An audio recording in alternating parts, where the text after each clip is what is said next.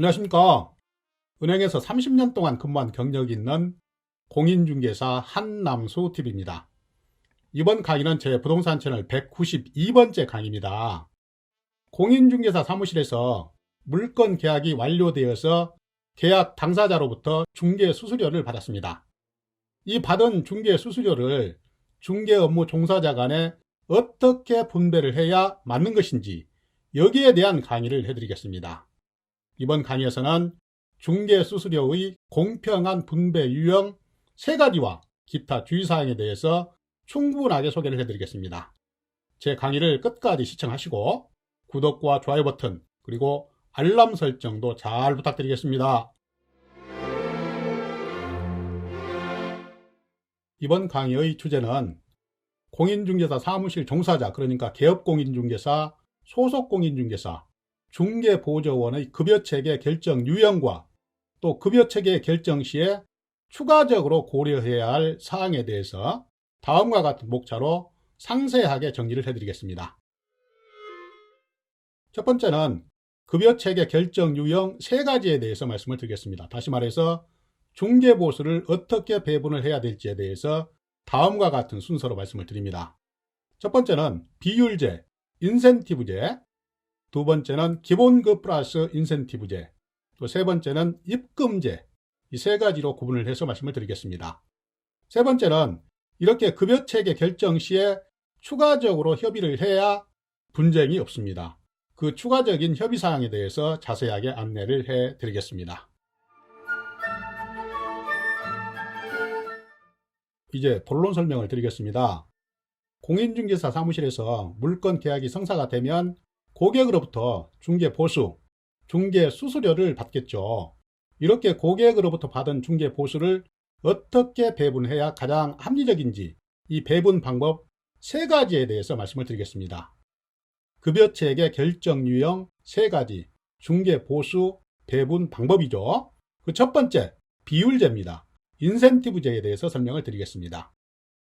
그 내용을 보시면 소속 공인중개사가 계약을 성사시켜서 거기에서 발생한 중개수수료를 중개사무소 대표, 개업공인중개사죠. 이 개업공인중개사와 소속 공인중개사가 일정한 비율로 나누어 갖는 방법입니다. 그런데 현재는 그 비율이 일반적으로 5대 5입니다. 이것을 참고로 말씀을 드립니다. 다음 두 번째는 이렇게 고객으로부터 받은 중개수수료에서 경비를 공제한 금액을 개공과 소공이 일정한 비율로 나누는 방법이란 얘기입니다. 그런데 이 배분 비율은 소속 공인중개사의 중개 경험과 능력에 따라서 달라질 수가 있겠죠. 당연히 소속 공인중개사의 경험이 풍부하다든가 아니면 중개 노하우가 풍부하다든가 이럴 경우에는 소속 공인중개사에 대한 비율이 더 커질 수도 있을 것입니다. 그리고 지금 현재 중개 현장에서는 이 비율제가 일반적으로 사용이 되고 있습니다. 참고적으로 알아두시기 바랍니다. 계속해서 중개수수료 배분 방법 두 번째입니다. 혼합형입니다. 이 혼합형은 기본급 플러스 계약 실적에 따른 인센티브제, 이 2가지를 합해서 지급하는 방법입니다. 그 내용을 보시겠습니다. 이 혼합형은 기본급에 인센티브제를 가미하는 형태란 얘기예요. 최소급여를 기본급으로 지급을 하고 소속 공인중개사가 계약을 성사시키면 거기에서 받은 중개보수를 서로 나누는 방법입니다.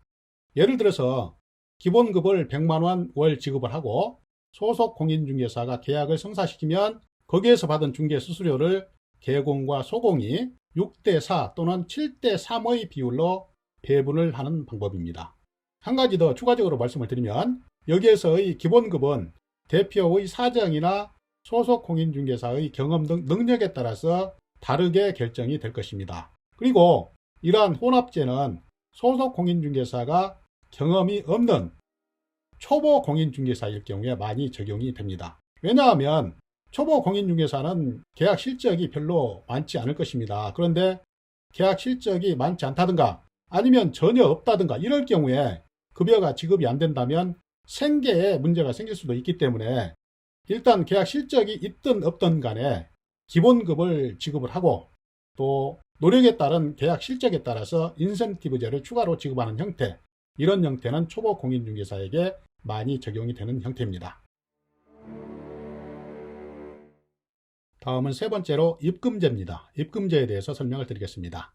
그 내용을 보시면 소속 공인중개사가 공인중개사무소의 대표인 개업공인중개사에게 매월 일정 금액을 사무실 사용료조로 지급을 하고, 대신에 소속 공인중개사가 성사시킨 계약건에 대한 중개 수수료는 100% 소속 공인중개사가 가져가는 형태입니다. 이런 경우는 당연히 소속 공인중개사가 계약 건수가 많을수록 유리하기 때문에 경력 있는 공인중개사가 선호하는 형태입니다.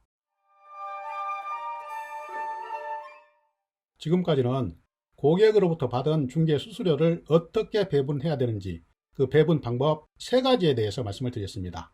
다음 두 번째는 급여체계 결정 시 추가적으로 협의를 해서 결정해야 될 사항에 대해서 말씀을 드리겠습니다. 보통 이런 것은 면접할 때 결정을 해야 되겠죠. 그 내용을 간단하게 말씀을 드리겠습니다. 가장 중요한 것은 지금까지 말씀드린 급여체계를 결정을 해야 되겠죠. 인센티브제로 할 것인지, 혼합제로 할 것인지, 아니면 입금제로 할 것인지, 이것을 결정을 해야 될 것입니다. 두 번째는 근로조건을 결정을 해야 되겠죠. 예를 들면 중식을 제공을 해야 되는지, 근로시간은 몇 시간 일을 해야 되는지, 또 월차는 어떻게 해야 될 것인지, 이렇게 근로조건을 협의를 해야 될 것입니다. 또 세 번째는 어떤 사무실에서는 광고비가 많이 지출이 되는 경우가 있습니다. 광고를 많이 해야 될 필요가 있는 그런 위치에 있는 사무실이 있을 수가 있어요. 이럴 경우에 광고비를 누가 부담을 해야 될 건지, 여기에 대해서 협의를 해서 결정을 해야 됩니다. 그런데 일반적으로 대표자가 많이 부담을 합니다. 그 내용을 참고적으로 아시기 바랍니다.